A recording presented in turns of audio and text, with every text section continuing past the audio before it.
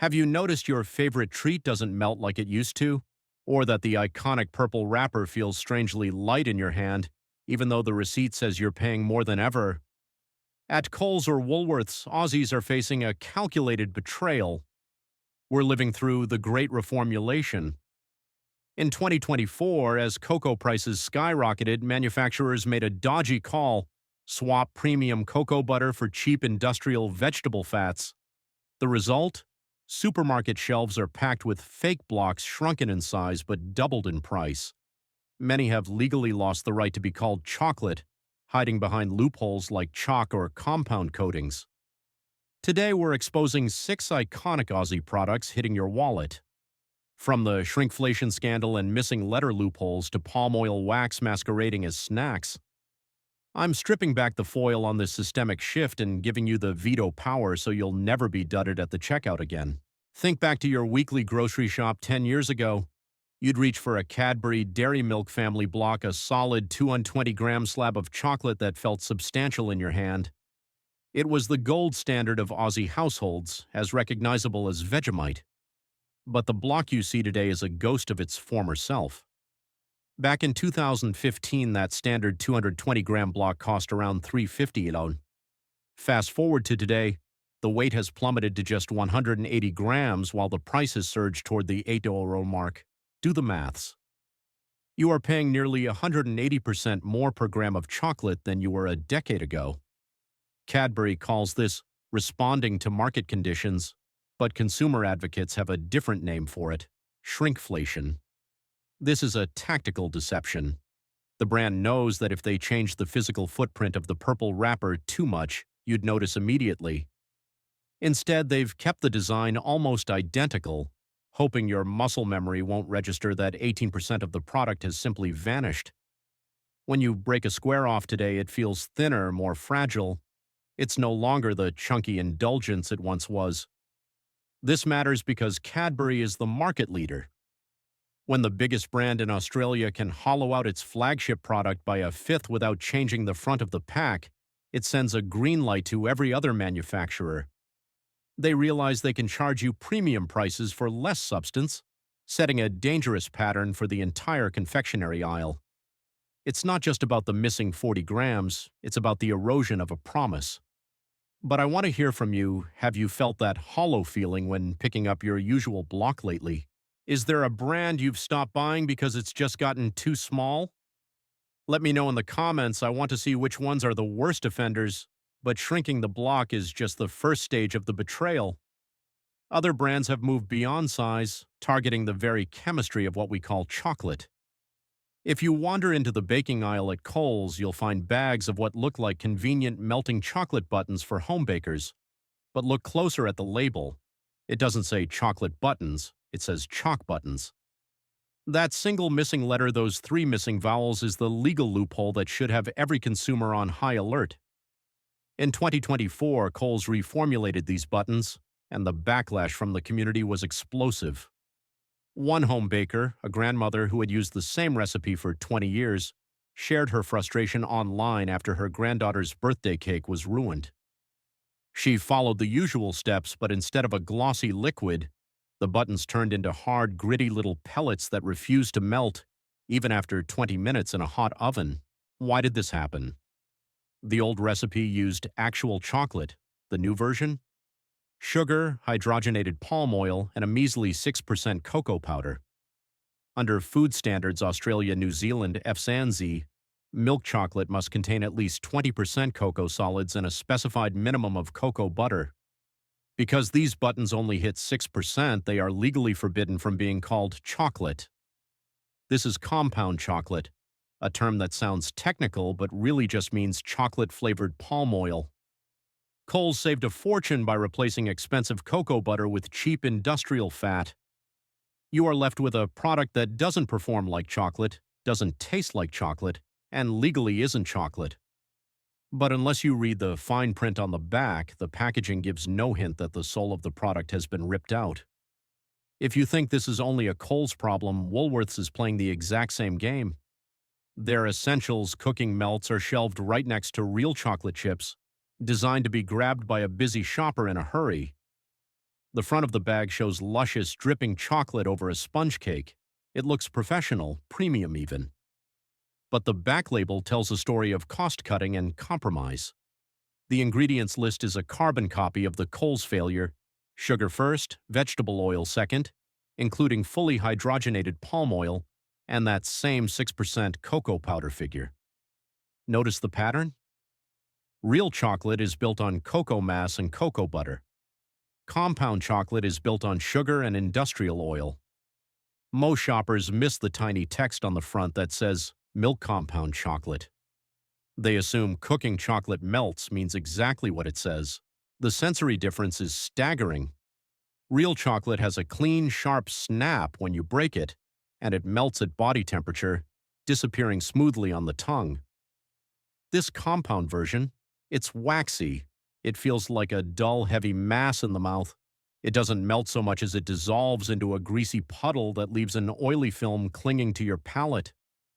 If you're making ganache or truffles with this, you'll find it won't set with a shine. It tastes flat, artificial, and cheap. You aren't paying for a quality baking ingredient. You're paying Woolworths to take a shortcut with your family's dessert. It's the ultimate appearance versus reality trap.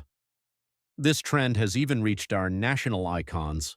The Arnott's Tim Tam is more than just a biscuit. It's an Australian cultural export.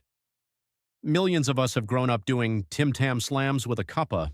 They are sold internationally as a premium Aussie treat. But if you flip over a packet of original Tim Tams and look at the chocolate coating ingredients, the transparency starts to blur. The label lists milk chocolate, which sounds reassuring. But then look further down: vegetable oil. Traditional chocolate uses only cocoa butter as the fat source. While Australian rules allow a certain amount of vegetable oil to be added while still retaining the name chocolate, it fundamentally changes the mouthfeel and the melting point. Many Tim Tam fans, especially those who have tasted European biscuits made with pure cocoa butter, describe the Aussie coating as softer and greasier. Why do they do it? It's not just about cost, it's about logistics. Vegetable oils are more stable in hot Australian warehouses and easier to run through massive industrial coating machines. But as consumers, we have to ask, at what point does an icon stop being real and start being a reformulated blend? When you eat a Tim Tam today, you are consuming nostalgia and world-class marketing as much as you are consuming actual chocolate. The snap is being replaced by a smush, and most of us are too distracted by the brand to notice the recipe is drifting further away from its heritage. This pressure to substitute becomes even more aggressive during the holiday seasons. Every Easter, the aisles of Aldi, Coles, and Woolworths are flooded with giant bags of eggs, bunnies, and novelty shapes at prices that seem unbelievable: a kilo of eggs for $10. To a parent on a budget, it looks like a bargain. To an investigator, it looks like a chemical experiment. A major investigation previously revealed that even top-tier brands were adding palm oil to their Easter products, even when their regular year-round blocks were palm oil-free. The reason is simple economics. Palm oil is dramatically cheaper than cocoa butter and far more heat-stable for shipping across the vast Australian outback. Because these items are eaten quickly by children, manufacturers bet that no one will complain about the quality. But the children do notice, even if they can't name the problem. Have you ever noticed an Easter egg that tastes like a chocolate-scented candle? That waxy, cloying texture that stays in your mouth long after the sweetness is gone? That is the result of stripping out the cocoa butter and reducing the cocoa content to the absolute bare minimum allowed by law.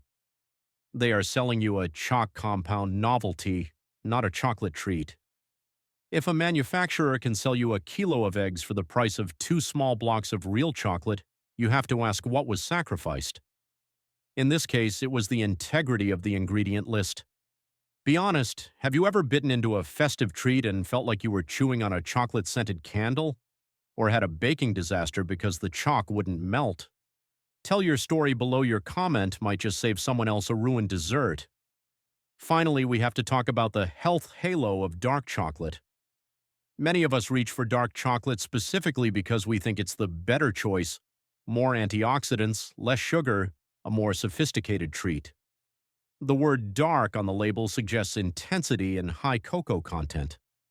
But in the Australian market, dark is a very flexible term. Mainstream blocks labeled dark or dark milk often contain as little as 45% cocoa solids. In these products, sugar is still the dominant ingredient, listed first on the back of the pack. Compare that to a genuine 70% or 85% dark bar where cocoa mass is the primary ingredient and sugar is secondary. The difference in health benefits and nutritional profile is enormous. In November 2024, an investigation by the consumer group Choice found a staggering variation in the quality of Australian dark chocolates. Some products marketed as premium dark were barely darker than milk chocolate, providing none of the intense, complex flavor or health benefits that consumers expect. If your dark chocolate is mostly sugar with just enough cocoa to justify the dark wrapper, you aren't getting a healthy snack, you're getting a marketing tactic. You're paying for the idea of dark chocolate while consuming the reality of a sugar bar. This is the systemic logic at play. Whether it's shrinking the block, swapping the oil, or hiding behind vague labels like dark or Choc, the goal is the same: to protect the profit margin at the expense of the consumer's experience. They are banking on our habits, our brand loyalty, and our lack of time to read the fine print. But as we've seen, the numbers and the ingredients don't lie. When we look at these 6 examples together, a clear pattern emerges. It's a transition from food to laboratory-designed product. The logic is simple: extract more value by giving you less substance. They are betting that you're too busy or too trusting to flip the packet over. But you don't have to be a victim of this great reformulation. You can take back control of your pantry by following these 3 non-negotiable principles. The 3-ingredient test. Real chocolate should be simple. Look for cocoa mass or liquor, cocoa butter, and sugar. If vegetable oil or palm oil appears, it's a red flag. You're being sold a substitute. The Choc warning. If the label says chalk instead of chocolate or compound instead of milk, put it back. It is legally a different, inferior product. The percentage rule. Transparency is a sign of quality. Brands that are proud of their ingredients will list the cocoa percentage clearly. If it's hidden or vague, there is usually a reason. Finally, support the holdouts. Australia has an incredible craft chocolate scene. Brands like Hayes or local bean-to-bar makers still respect the traditional process. They cost more, yes, but because they are richer and more complex, you'll find yourself satisfied with much less. You are paying for cacao and craftsmanship, not industrial confection and palm oil. Your wallet is your most powerful tool. Every time you buy a shrunken block or a compound melt, you are voting for this trend to continue. It's time to stop settling for chocolate-scented wax, flip the block, read the label, and demand the real thing. If this investigation changed how you see the supermarket aisle, share it so more Australians can find it.